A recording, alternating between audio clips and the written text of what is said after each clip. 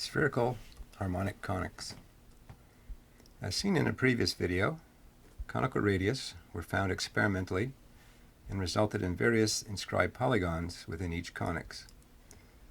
This also led to discovering the vertices of the 5 platonic solids, and I've referred to these as harmonic conics. Now we will explore these harmonic relationships further and derive a general solution that will describe the trigonometric relationship between the sphere and each of the harmonic conics. This will allow us to calculate the exact length of each conical radius for the harmonic conics. The first one we showed was the 5th harmonic, which defined the vertices of the icosahedron, which also would allow us to define the vertices of the dodecahedron. Secondly, we found the 4th harmonic, which allowed us to define the 6 vertices of the octahedron, and subsequently we found the vertices of the cube. And thirdly, we found the 3rd harmonic related to the tetrahedron, which we allowed to find its vertices as well. The basis for the general solution is that each harmonic relationship between a sphere and a conix is based on the central angle W of the inscribed polygon that is defined by the conical radius for each conix. We will define the trigonometric relationships between the various angles, W and omega, and the various radius that are defined within this geometric model for the conix on a sphere. RTA refers to the top conical radius, which we'll be focusing on. The bottom conical radius is RBA. We won't be really looking at that too much. RP represents the planar radius of the conix itself. Omega is a conical angle. W is a central angle, and R is a spherical radius. Let me briefly identify the 3 triangles that we'll be using to define the relationship between the angles and radius of this geometric model. The first triangle is defined by points P1, P2, and CP, highlighted here in yellow. The second triangle is defined by points CT, CP, and P4, highlighted here in yellow.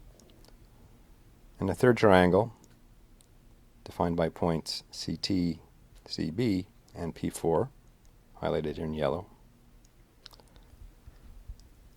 Let's start with the first equation, EQ1, which is based on the triangle defined here in figure 13.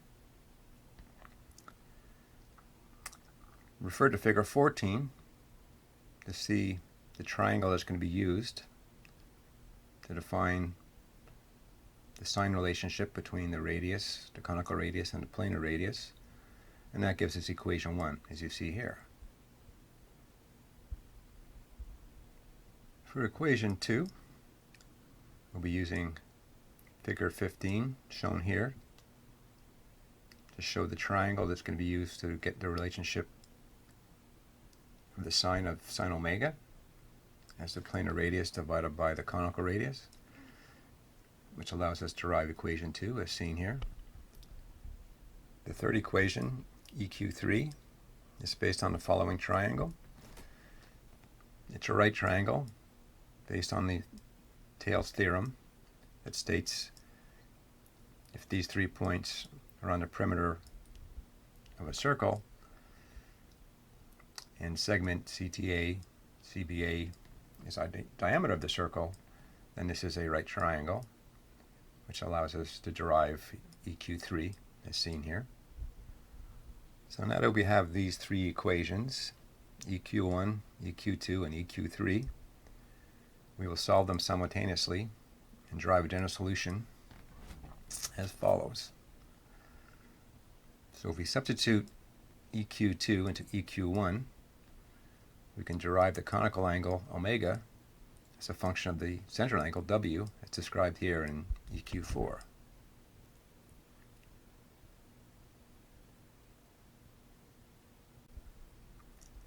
And now by substituting EQ4 into EQ3, we can derive the conical radius RTA as a function of W, as seen here in EQ5.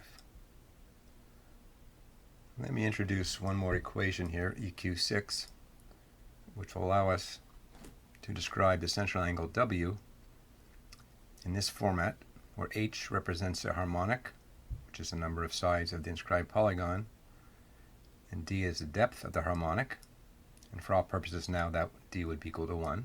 Other values will be shown in a later video, which gives us EQ6 as W equals to 2 pi over the harmonic, assuming D is equal to 1. And with that, we can do the substitution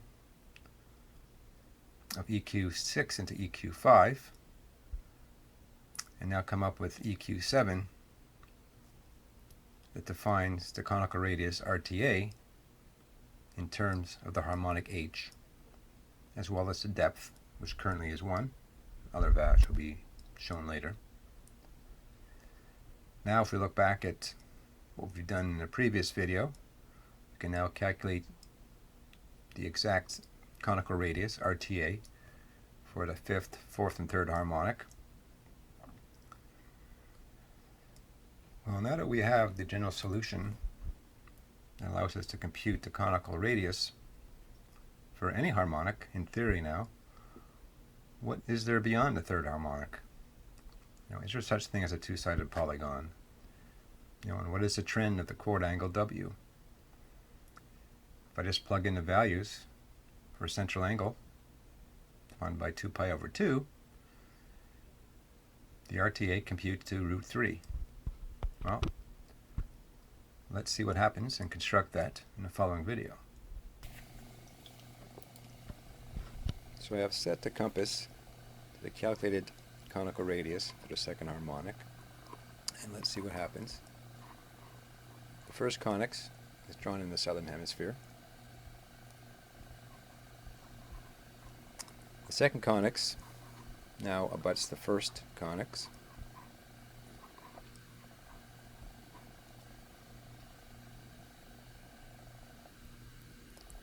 And now I can center the next conix at the abutment between the first two. And the third conix is drawn and abuts the first two conix that were drawn.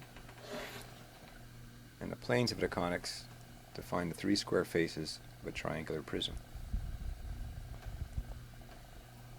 Let's review what happened during the construction of the 2nd harmonic. After drawing the first conix, x1, the compass was moved and placed on conix x1 and drew the 2nd conix, x2. This divided the conix x1 into 2 equal arc segments. The compass was then placed at the intersection or abutment between conix x1 and x2 and drew the 3rd conix, x3. As a result, the intersection or abutment points between the conix divided each conix into 2 sections, and this is known as the 2nd harmonic.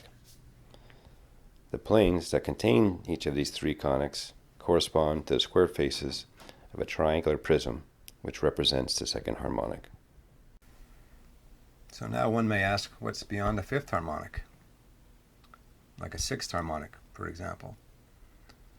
Well, if we plug those values into the general solution, the conical radius RTA computes to 0, which is interesting, since that defines a single point on a sphere that has no diameter and no curvature, which is somewhat like a plane, where in Euclidean geometry the radius can be used to inscribe a hexagon into a circle regardless of the size of the circle.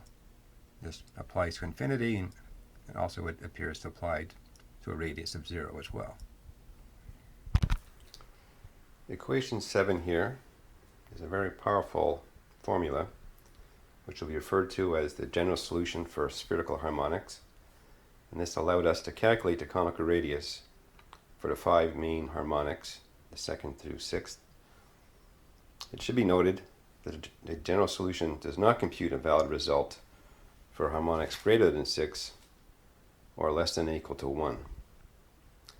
Now in the next video, we will explore some of the fractional harmonics that exist between these main whole harmonics.